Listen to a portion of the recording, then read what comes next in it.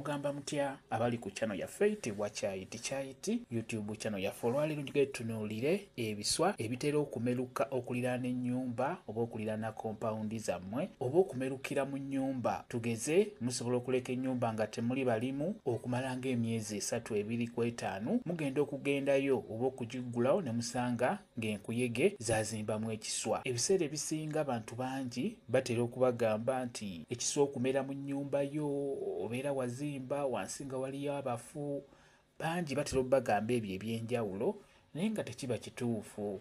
Ebiswa bino ebiseera ebisinga mulaba enkuyege ezo naddala sayizi ezo ezibeera ennene ezo. Enkuyege ezo ziba za bulabe nnyo. Enkuyege zitambulira mu ttaka. Enkuyege zisobola okuva ewa neighbour ne ziggukira ewuwo mu kisenge. Bulungi nnyo kuba zo zitambulira wansi mu ttaka. Kati zo we zaagadde we zimerukirayo we zikuba ekituli ne zitandikira okuzimba ekiswa nga kidda waggulu. Kati nga bw'olaba awo tewabaddeewo kiraga nti wayinza okugendawo ekiswa n'omulundi n'ogumu. Zatandika zokka mpola naye ate tubadde tujja tutta ebiswa naddala ebweru w'ekikomera mu banneyiba abakyalina ensiko ezeetooloddewo. Mulimu ebiswa ebyenjawulo tugenda tubiwamu eddagala. Kati enkuyege ezo zidduka zitambulira wansi mu ttaka okukkakana zaggukidde mu kompawundi emabbali w'ekikomera. N'olwekyo zisobola bulungi nnyo okutambulira wansi ne ziggukira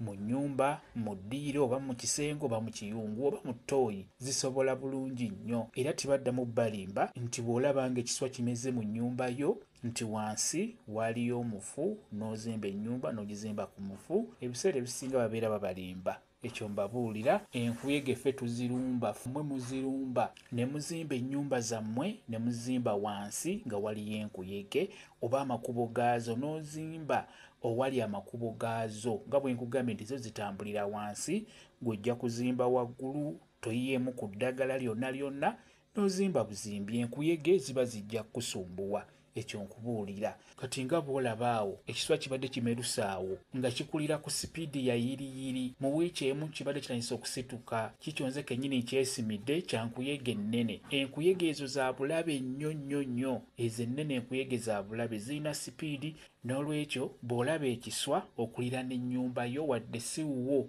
ekiswa beera ng'okitta, ffe tubittira ddala bulungi okwetooloola ennyumba olw'ensonga tubimanyi obulabe bwabyo. Kisobola okutambulira wansi mu ttaka ne kiggukira mu nnyumba yo munda. Poloti oba siiye kuliraanye g'ofuna kakyansi genda osime yiwayo eddagala. Kati nga bw'olaba awo enkuyege zaatulumbye ekiswa kibadde kitandise okukula.